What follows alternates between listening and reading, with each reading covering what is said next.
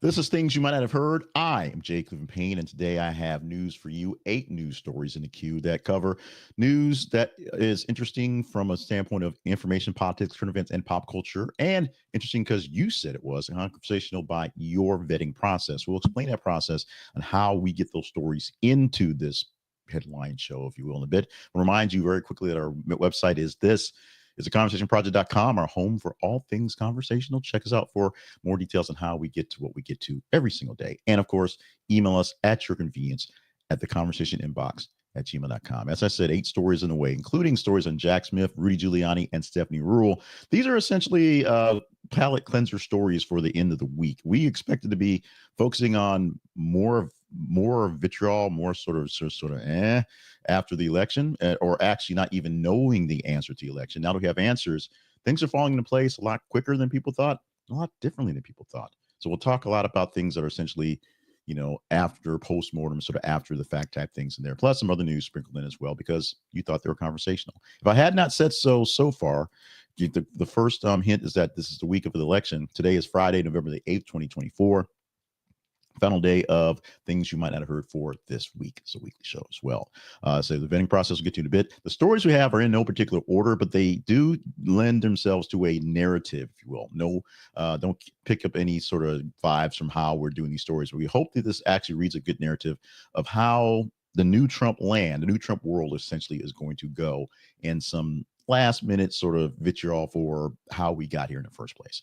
Story number one thing that sort of set things off, that made things a little weird before we rolled into the election, is the story for the first headline. And it is the headline reading, Pollster Ann Selzer reviewing data, that's a quote from her, after setting off media firestorm at Iowa poll showing Harris ahead. From the robot editor. And Selzer, a renowned pollster, is currently reviewing her data following a Des Moines Register Mediacom Iowa poll that indicated Vice President Kamala Harris was leading former President Trump by 3 percentage points in Iowa. This poll, released shortly before the election, contrasted sharply with the actual results, where Trump won Iowa by a pretty big number. Selzer acknowledged that the discrepancy it happened, saying that her, quote, the poll findings were produced did not match the Iowa electorate ultimately deciding in the voting both on today. I'll be reviewing data from multiple sources with hopes of learning what happened and why.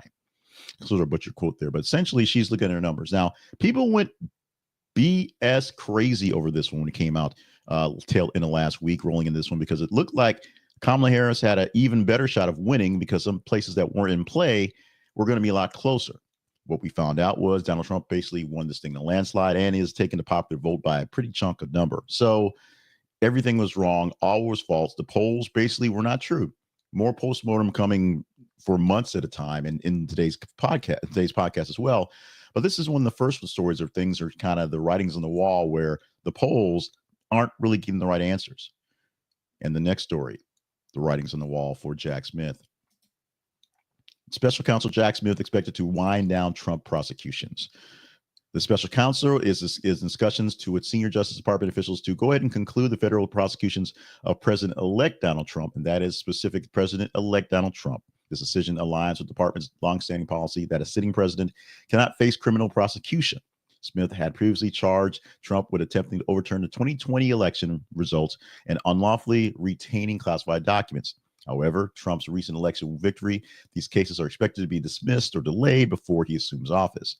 Essentially, as I've been saying, and many people who know more than I do, if Trump wins, they all go away. Yes, he is a convicted felon in New York or New Jersey or one of the news, but that those might have issues, but most of the things will go away. Georgia is a case that they're going to basically push to the side because he's a president, so you can't really try him right now. So essentially, that one goes away. They all go away. Headline number 3. This is where things get really interesting on the moving forward part for the Trump presidency. Number 2, electric boogaloo. Trump picks Susie Wiles for White House chief of staff. Trump is already picking people to fill the gaps right now. Now that he's know how government works, and he has to pick people to work for him. He's picking people who have worked for him very well this election cycle. Susie Wiles is going to be his new White House chief of staff, the first time a woman will hold this position. And she's a seasoned political strategist, so says a robot editor. She's been in politics a long time. And guess what? She takes no mess from no one. She co-managed the campaign in 2024 and led some things in 2016 in his campaign locally there. She's credited with professionalizing Trump's recent campaign and reducing the internal conflicts and the leaks. Her extensive experience includes the roles in Florida politics as a senior advisor to Trump over the past 3 years, exactly for doing other things, working for him. But here's where things get interesting. The one condition that she put in place to be in charge of the staff of chief in the White House, the leaking or the clown car, I should say, leaking ships, another thing. The clown car, that is the access to the president and his office, is going away. People can't just wander in there and just talk to him for 5 minutes and he come out with a grand idea because the last guy said something really stupid that went ahead and ruined months of planning. She's going to basically control the door. She's going to give the yay or nay and not let people just wander in. At least that's what's being said right now. This is not any of the other clowns that drove the clown car beforehand, because they were just people who were highly respected Republicans who were trying to make things right, keep things right, and could not keep Trump on the right path. Here is a person that Trump actually seems to like and respect. Maybe that quip about strong women and Trump might not be so true. We'll see how Susie Wiles fails, or if we will just see once Trump has actually pressed the button and is in place, another 4 years of what we got before. A little Biden to wrap things up, because there are rumbles and rumors of maybe Trump being on the line to show an olive branch, hand a little bit of peace to his past agitators, for lack of a better word, and he may actually pardon Hunter Biden, and he may get a chance to because President Biden has no plans of pardoning his son, Mr. Hunter Biden. So says the White House. He has consistently stated that he will not pardon his son, and he was facing federal charges. In 2024, the president affirmed he would not use his pardon power in this case. So late in the production of the election, he said he wanted to do it. White House Press Secretary Karine Jean-Pierre, if you will, reiterated that the position was stated on November the 7th, saying that the president's not going to do it. It's no plans to happen right now. Now, he's still facing charges. Charges will be levied on him in December for tax-related charges. So federal charges for the firearms on the 12th, and the tax-related charges on the 16th. So in a couple months, a month, he will actually see some charges and will probably go to jail before the turn of the year. Will he get a pardon from the other guy? Probably not, but we shall see if that's a card that he may want to play. Quick pause from the news for a moment. 8 stories to give you on today, 4 down, 4 more to go. But first, I want to remind you that we are here like everyone else on the internet, and we have to play for our supper. Beg you for giving us some likes and some subscribes and some shares so that more people will be a part of the show. Like the show you're watching if you enjoy the news this way, getting news articles, news nuggets that are in a bit off the beaten path, but still newsy, if you will, and a bit of commentary that tries to be straight down the middle. I try to be straight down the middle. Sometimes I get a little off, but we do our best to give you some news stories that may have been missed in the large cycle of things. We also want you to share this with other like-minded folks, people you know who would enjoy the news in this fashion, or maybe people who would hate it. So weird twist and irony that some people just rage watch stuff, and people are watching me and commenting me because they don't like what I'm doing. They don't like my voice. They don't like my face. They don't like the stories I pick. And as long as they stay subscribed, that is fine. Also, subscribe if you're not subscribed to us, whether it's hate subscription or love subscription. We need more people in engagement going on. Now, to be totally honest, the hate subscription thing, I'm saying that tongue in cheek, but there's a lot of people who watch things because it gives them information, insight to what other people think, even if they don't like the way they think. I tend to believe, because I try to produce this for these shows, that more or less a randoming span of news articles that you get a chance to engage and tell us which ones are important that we talk to you guys makes it an actual conversation and back and forth. These are things that people are actually talking about that are interesting going forward. If you agree with that one, subscribe so you get more of our stories and our fun stuff. We'll talk about that later on in your feeds. Back to the news. And this one has Peter Gabriel earworm stuck in my head. The headline for the story at the number 5 position this morning goes a little something like this. 43 monkeys escaped South Carolina research facility, Police warn residents to secure doors and windows. So on November the 7th, 43 rhesus monkeys escaped the Alpha Genesis Research Facility in Yamasee, South Carolina. That doesn't sound like a bad place at all. But local police have advised residents to secure the doors and windows just as a precaution for these monkeys. The facility, which houses about 5,000 monkeys for medical research, has experienced similar incidents in the past. Back in 2016, May of 2016, 19 monkeys escaped, but were recaptured within 6 hours. Authorities are currently working to locate and safely return the escaped monkeys. No word on the numbers of monkeys that have been captured at this time, so keep your windows closed and your doors secured, just in case. Not sure what was going on being tested on those monkeys, but just in case, be cautious. Precaution was not the case for Liam Payne. Now, 3 people have been charged in his death, including a hotel worker from the incident in Argentina. Argentine authorities have charged 3 individuals in connection with the death of former One Direction singer Liam Payne. Charges include abandonment of a person followed by death. A person who accompanied Payne during his stay in Buenos Aires faces this charge, which carries a potential prison sentence of 5 to 15 years.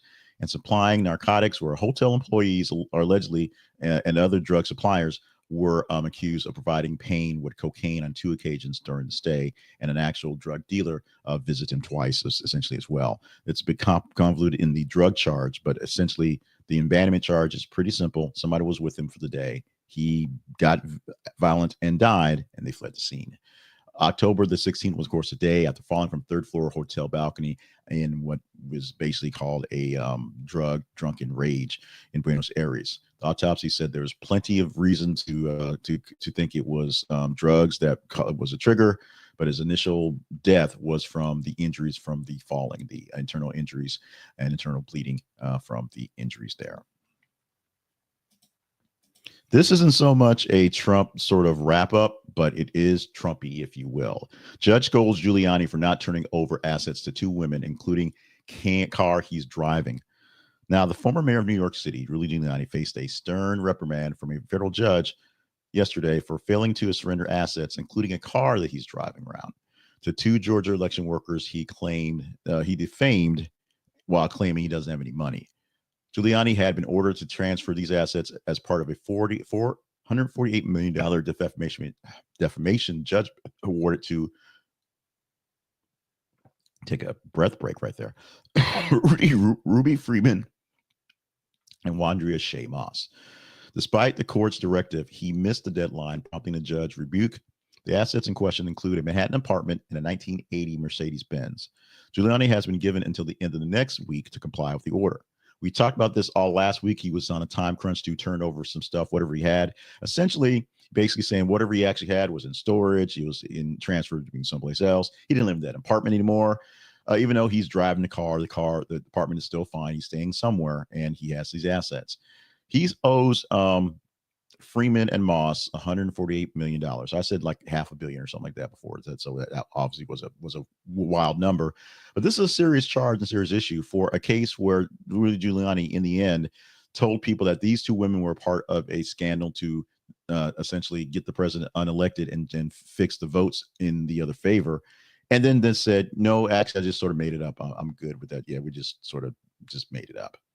Rudy Giuliani, once America's mayor, once a guy that was really looked up to, now just another Rudy. And finally, this one is complete, total wrap up Donald Trump talk, because at this point of the week, on this Friday, 3 days after the election, we didn't expect to have a final answer. We thought we'd be going a little further to see where things are going. And be honest, the way the polls look, especially talking about that poll we talked about in Iowa initially, it looked like Kamala Harris was going to squeak it out. It's going to be close. She wasn't going to blow Trump out of the water by any means, but she was going to probably get a good chunk of popular vote and get that squeaker and then get enough electoral college wins to make it work. Didn't happen. And in analysis, the hand wringing that is, we stopped the end of democracy is turned to what the hell did Democrats do to blow this? And some person in this, it's not so much blaming the Democrats, but blaming the people, blaming the voters for voting for Donald Trump. And the headline for story number 8, long introduction, but I love me some Stephanie Ruhle, so we got to get her plenty of time in this show. It's running early. MSNBC Stephanie Ruhle says America decided to F around and find out. She literally said that by voting for Trump. So Stephanie Ruhle is the host of a show called The 11th Hour, which was originated by Brian Williams as a way to rehab him into the news and keep him around before he can take the nightly news gig. And then we know what happened there. But the show still stands. It comes on at 11 o'clock p.m. It's the last minute batch of news in the MSNBC lineup. And it's mostly news, although it is more commentary because they're all commentary these days. But after this election, the election happened Tuesday. So on Wednesday's night's edition of The 11th Hour, Stephanie Ruhle came on. We knew a winner, so it was a no more show. It wasn't counting votes, whatever. But her monologue began like this. We're not going to be an autopsy for the candidates of the campaigns. What we are going to do tonight is take a step back and look at who we are as a country and what we actually want. This is not about Donald Trump or Kamala Harris. This is about a large portion of our population who rejected the current system, and what we have to solve for it is why. Why we are the most prosperous and powerful nation in the world. This country is winning. I want to know why so many people in this country are feeling like we're losing, whether it's the economy, integration, or for lack of a better term, wokeism. We have now let misinformation become the accepted information. It has washed over us. She continues with, we've accepted a narrative that despite an actually great economy and recovery, the vibes don't feel good. So we want to reject and get something else. And the person we are now betting on to change all of this is Donald Trump, a man who did two almost impossible things. He won American presidency twice, and he drove a casino into the ground. Here's the quote. What will the future hold now that America has just decided we're going to F around and find out? This remark reflects her view that voters took a significant risk with this decision. It's not an unpopular view. It's not an uncommon view. It's not a view that is just sort of out of left field. But F around and find out apparently is not losing its legs as a popular saying here running through 2024. And I guess we will F around and find out what's going to happen for the next 4 years. Now, let's move on to our teaser story for the day. Teaser story is a story that we use to tease what is coming up in our headlines and give a chance to transition out of the actual news headlines, the 8 stories we just covered, and tell you how they got here, how we got to these stories in particular. The teaser stories are very simple. The story for today, or for Monday, if you will, because it's Friday, has this headline: racist text messages referencing slavery raise alarms in multiple states and prompt investigations. People are getting random texts from random numbers that are basically racist and talk about slavery and other things from no one, burner phones and whatnot. So now the government's getting involved. Investigations are happening on why these things are happening, just to random people, not targeting anyone particularly. Looks like maybe a list of some numbers got it there. So some people are getting these text messages. Do you want to talk about this one come Monday? Because you got to wait till Monday. Now, here's how this works. We have what we call the feeds. Those are our links on Facebook, on X, on Threads. Threads.net/@this is the conversation, x.com/th_conversation, and facebook.com/this is the conversation project. Follow us just like you follow the rest of your friends and family and other things you like on the Facebooks, on the X, and the Threads. And as we post articles every 50 minutes or so in our links, we look for you to engage in them. The higher you engage with these stories, emoji face likes and loves and hates and shares and comments, those things, the higher we get engagement, the better chance we have of talking about things going forward. The Rudy Giuliani story had so much engagement. I was amazed at just how many people cared about him not turning stuff over, but it did. That's one story that got a lot of engagement. In fact, it bumped out of the way the story we're going to talk about with Cuba being a Cat 3 hurricane having Cat 3 hurricane knock his power out again. That was what we teased yesterday. It did not make the cut because of stories like ones we had today. But if you want this story to be in the Monday edition, there are 2 special caveats between today and Monday. Today we had 8 stories. Monday we'll have 10 because we have 3 days to choose from. And with 3 days to choose from, instead of 30 stories to pick from, it'll be about 90 stories to pick from. So instead of about 12 stories or 12 to 15 stories of a 30 in a day, we'll go to 30 or so stories from 90 in a weekend and then pick 10 of those stories to present for you Monday morning. Will this one be in that number? You've got to engage in it and see, or any story go through. We're not putting any actual onus on anything, not trying to taint the arrangements wheel. This is for more all practical purposes, just a one of the randomest sort of stories that's just going to get in there. But it's interesting. And if you want to talk more about this, it's up to you to make it happen. Vote it up, vote any story up. The more engaging stories get into the selection process, we pick 10 to make the best narrative, or I think makes the best narrative for you in the actual presentation, if you will. Let's go to our spotlight sponsor for today. It happens to be the book I released last Tuesday, just in time for the election, which was, or 2 Tuesdays ago, time for election. That was last Tuesday, 3 days ago. And this is dealing with going forward, because we are going forward as well. We didn't know what to expect. I told my wife, and she wins that bet, that we'd be waiting until right about now to figure out who the actual president is. That obviously did not happen. But now that we know who the president is, now that you know who most of your senators and your representatives are, now that you probably have a good handle on the folks in your local elections, unless you have some runouts here or there, but this will help you going forward. It's a book called the Now What Network Manifesto. I have a website called nowwhat.network, which gives small little updates and advices on things, how to stay involved in the political process when the voting part of the process isn't over and the people who are now in charge have to be in charge and do stuff. How do you keep them accountable? How do you push the buttons so that government works in your favor, whether the people that you voted for or not are actually currently in charge?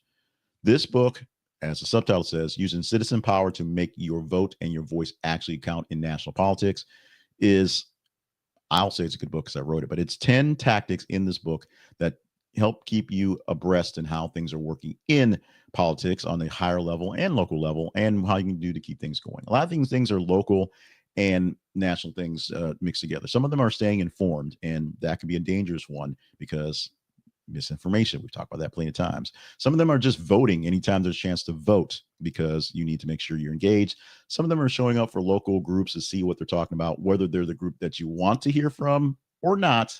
And sometimes it's the ones you don't want to hear from that you need to be around because they may change your mind. They may give you more perspective, more nuance to why they believe that, or they may just make you mad and want to fight your side even harder. But that's up to you. Check out the Now What Network Manifesto, or Amazon and Kindle and paperback form, or wherever your books are found all over the internet. There's a link in this presentation for this particular book on Amazon, but if you're a person that buys books online other places, it should be there as well. I get obviously a commission straight from this one because that's how it works. So our sponsor today is me. Help me, pay me, and keep this thing on the air, the Conversation Project, for y'alls. Let's talk about us one more time before we get out of here, and that is the Conversation Project and the Conversation Project itself. Our website, this is theconversationproject.com, is your home for Conversation Project stuff. The conversations on the internet, if you will. This show may seem like a monologue, but it really is a dance between you and I. You actually, as I explained in the teaser part, you engage in the stories and tell us what stories are worthy of chatting up. That's how we get them. And so we need you to do that. Engage in the stories on our feed. We ask you to do that. That's very, very important what's going on. Become a partner, if you will. Engage directly with me. We'll talk more about partners in just a moment. Become one of our people who use our sponsors and buy from them. All our sponsors are affiliate links or direct commissions like these books are. So if you buy something from a sponsor link, I get a small commission to help fund things here. The most important thing, as I said, is to follow us in the feeds and emailing us, which is absolutely free. It takes a little effort, and some from the emails I read, the effort's not even put into them to actually perform proper grammar, but send it anyway. The conversation inbox at gmail.com is where you can email what we have all day, any day, all the time. It's all there for you to engage in. So with that, we're done with the show for the day. On Friday, November 8th, 2024. We thank you so much for being a part of this. Special thanks to our sponsors. On the weekends, we show our sponsors extra love in the show. So quick read for the Cup of Coffee sponsor levels from Harold Brexton, Colby Green, and Eldon Kidd, and the Spare Change edition for Joey Winters. Spare change are $1 a month. Literally, we'll take $1 a month and we'll take that and we'll go with that, run with that. And a cup of coffee or $5 a month for this subscriptions, donations, if you will, via the Buy Me a Coffee platform, which is why we call it coffee, just to be cheeky about it. If you believe we're doing good work here and want to help us out, get more things done, consider being a sponsor consider being a partner, go to our website, check out both pages, sponsors for affiliate ads and partnerships for ways to help fund us directly and be involved directly in the show. There's also one-time donation hits there as well. But these are subscription sponsors, subscription partners who help us out every single day. And this day officially done. I am Jay Cleveland Payne. Thank you for being a part of the show. Thank you for being with us for this jaunt through this interesting week. Interesting times we are in, and we shall see how interesting they get going forward. In the meantime, stick around. In about 5 minutes, when we click some buttons and do some refreshes, you'll see me again live doing things you might ought to know, the fun stuff. That's birthdays, the history lessons, and the fun thing to celebrate. And we're sticking with booze because we thought we need more booze. We're sticking with booze today. So there's your tease for that one. From all the folks who do work behind the scenes to get things here at the Conversation Project, and your partnerships and your sponsors dollars are helping us build a platform where we can actually have full-time producers, full-time people. We thank you. What's going on? And I thank you profusely because I love each and every one of you going forward. Have a great weekend. Enjoy the fun stuff. Enjoy our weekly roundup coming up Saturday, and any other news clips, things will pop into the weekend. And we'll probably do another postmortem-ish on the election because I need to sell more books. I do. Thank you so much. We out here. We'll see you again for this thing here come Monday. And we'll find out what stories actually make it into things you might not have heard.